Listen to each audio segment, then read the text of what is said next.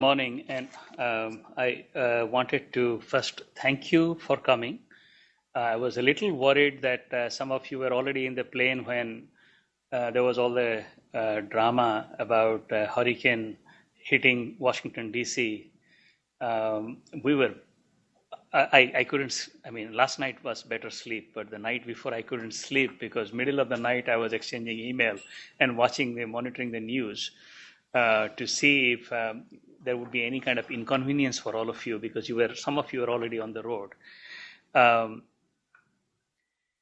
I'm really happy that we are at a stage where the SDG indicator on recruitment cost 10.7.1 is being discussed in an operational way to move it from tier 3 to tier 2. A lot of work has gone into it from ILO, from the World Bank side, and all of that, not with the idea of just working on something interesting or useful, but more importantly, keeping in mind the hardships that millions of people face out there because of this particular phenomenon. This phenomenon of high recruitment costs sometimes shows up as high smuggling fees in channels, in corridors, migration corridors, where there are no legal pathways. And in those corridors, not only people are paying money, they are also quite likely risking their life. And this phenomenon also is widely prevalent in internal migration in large countries or small countries too, or in south-south migration in Africa as well. This indicator is all about international recruitment process, international migration. So we will focus on that. But I want to tell you a story to just to motivate all of us why we should be spending a day and a half, hopefully just a day, to get working on finalizing the guidance note and moving this indicator, trying to move this indicator to the next level.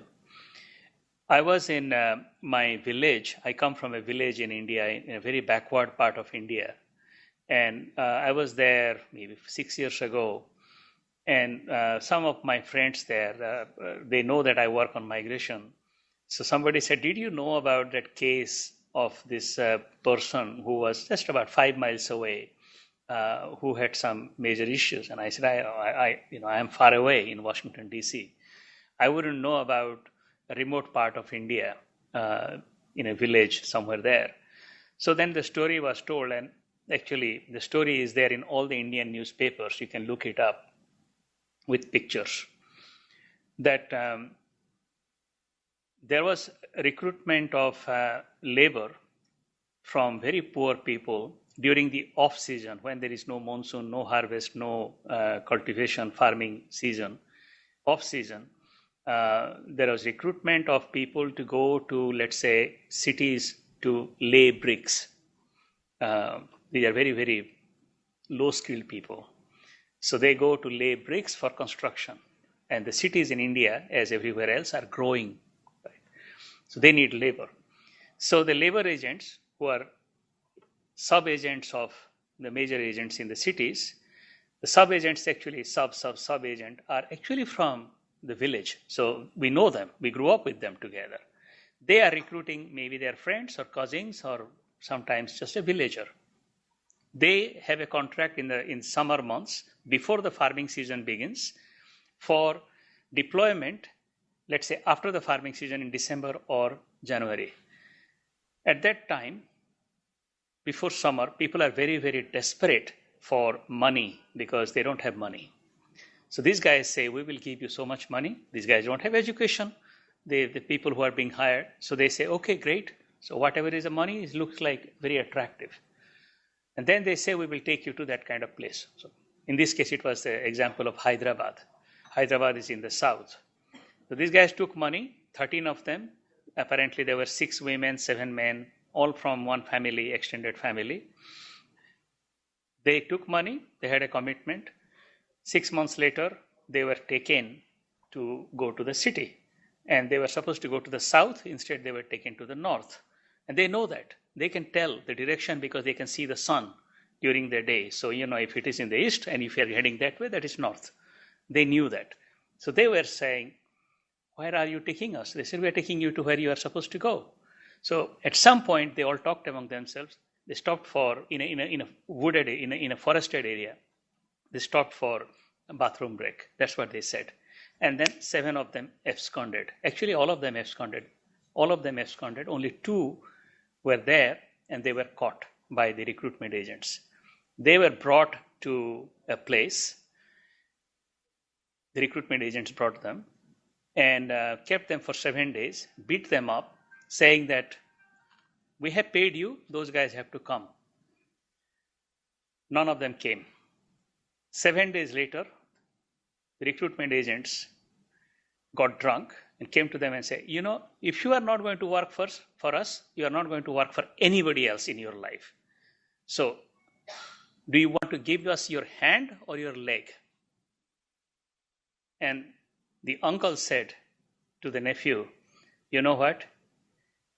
If we have our leg, we can walk somewhere. So they gave their hands. They actually offered their right hands. And there are pictures in the hospital bed with their right hand chopped off. I have seen those pictures. And I probably, if I look it up, I probably can go and meet them. They're still there probably. And those 2 guys who did that, they are still there too, doing the same thing probably.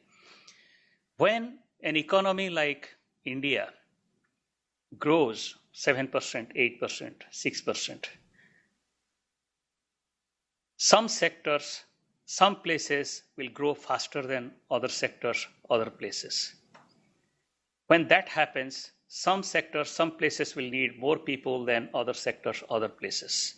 And when that happens, there will be recruitment, there will be need for migrant workers, and there will be these kind of practices. I take the example of India just to avoid internal migration in India because that's my country. I'm telling you my story of my people. I didn't talk about countries because I don't want to offend anyone.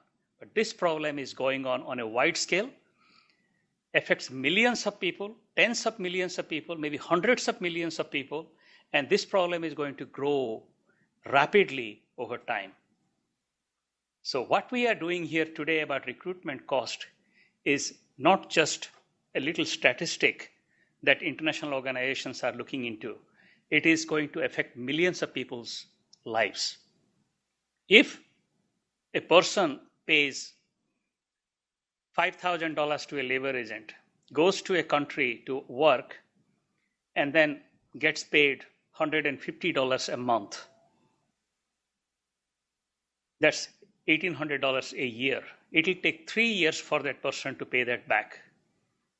If that person is so poor that the entire family has come together, no hope of employment, entire community might have come together and say that let's send this guy out there. So maybe there is hope that 5, 6, 7 years down the road, this guy will earn enough money. Maybe he will take some more people with him over time, so we establish a connection.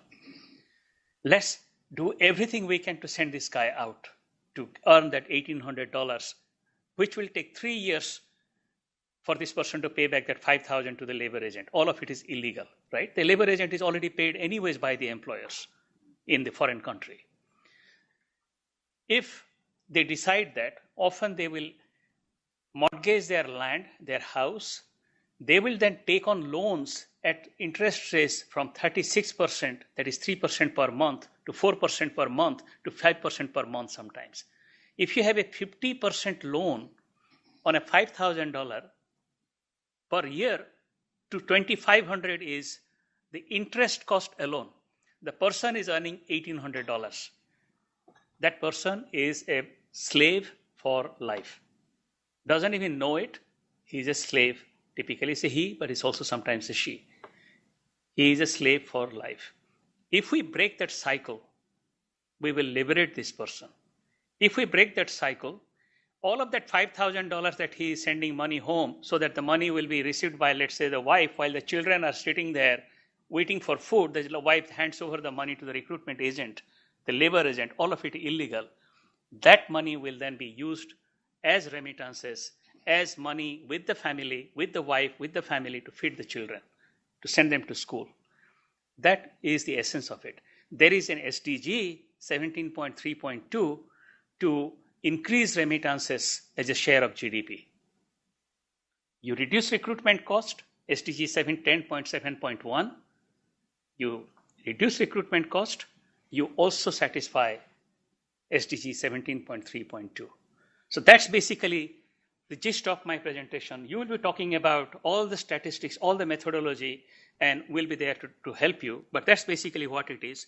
So quickly to give you a sense of the orders of magnitude of, let's say, what the potential benefits would be for if recruitment costs are, let's say, $4,000, you bring it down to zero.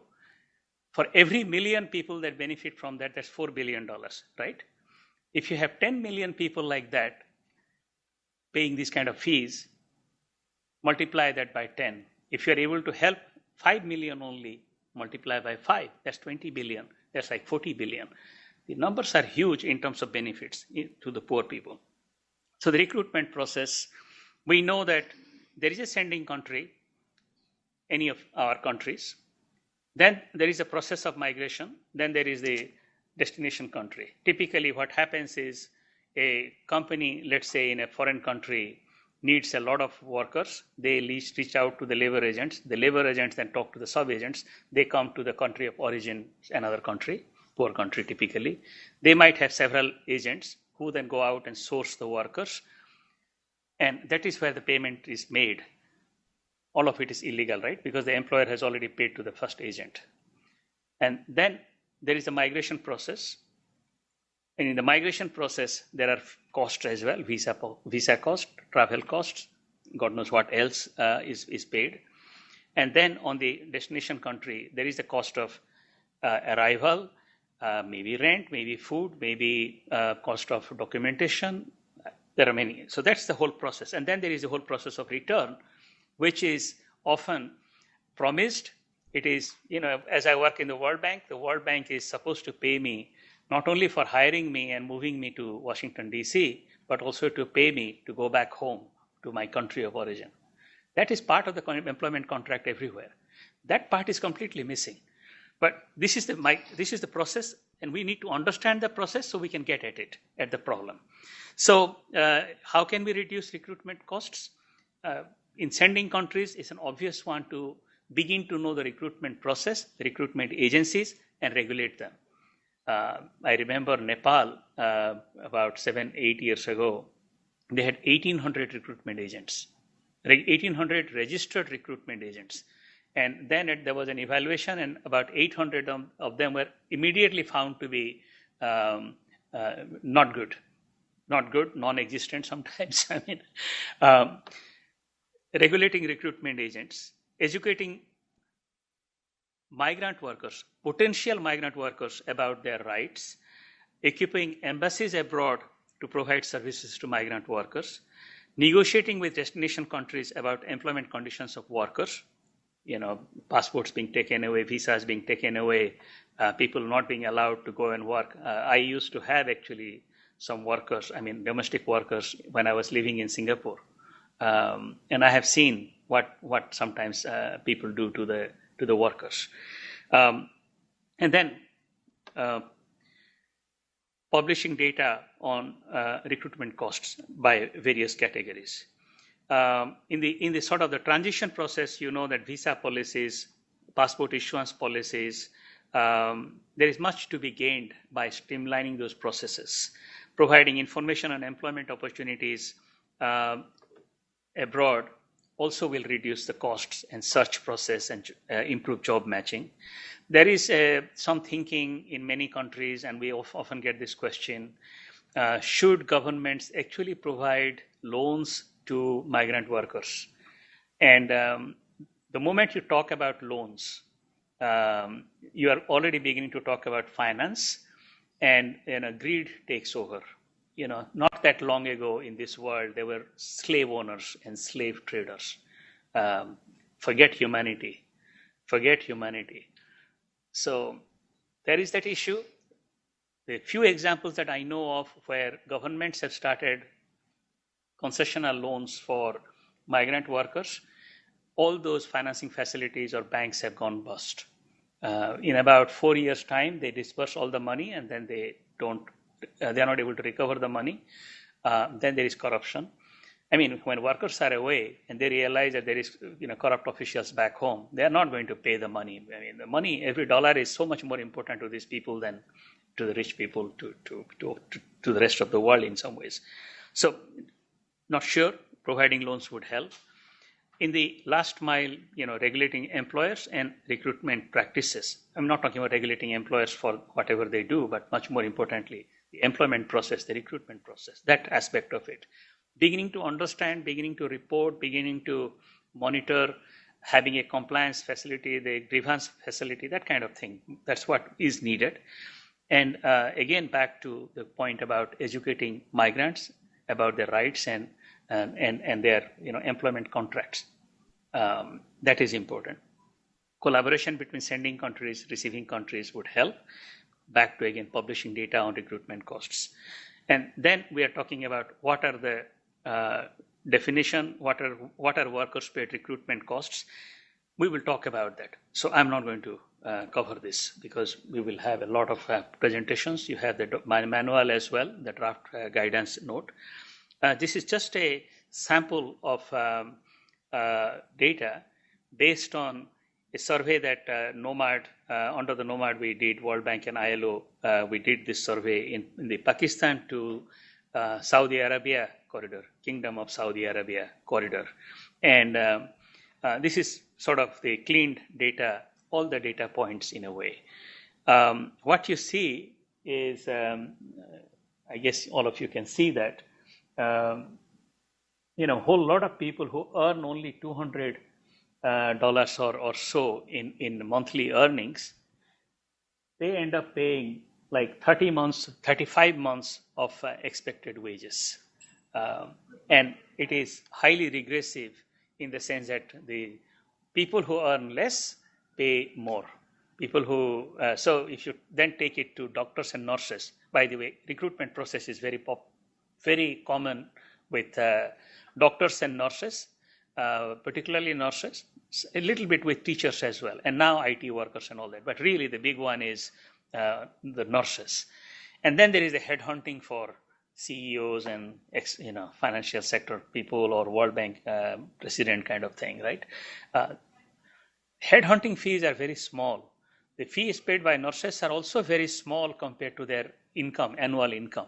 It is these poor people, they end up paying forever. And I will make an aside here. It's really nothing, not directly related to what I'm saying here, but it has always occurred to me that growing up in a village where there was so much unemployment, I knew of friends and relatives who were trying to get jobs, government jobs, by paying bribes. And guess what? The typical bribe paid to the middle level people who are somewhere influential was about 3 years of expected earnings.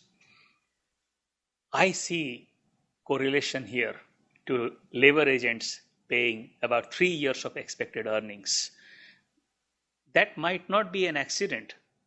If you have a life expectancy of 60, if you are 20 and you are thinking about probably working for 20, 25 years, how much would you put it as setup cost so that you will get a life cycle of working life of 20 to 25 years?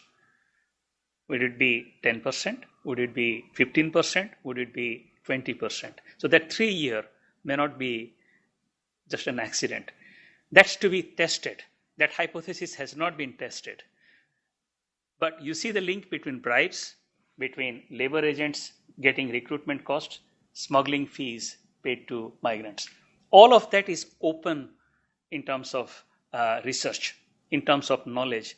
And right now, and this will be my last point that I make, right now we are looking at doubling or tripling of the total number of migrants in the world. 2 years ago, with the help of ILO, we did some projections on migration pressures in the world. There are now 268 million, 258 according to the UN data. We think it is 268 million migrants, international migrants in the world. 268 million. Is it 268 or 266? I make somewhere around 260 to 270 million. Between 2015 and 2050, the working age population of developing countries would increase by 2.1 billion.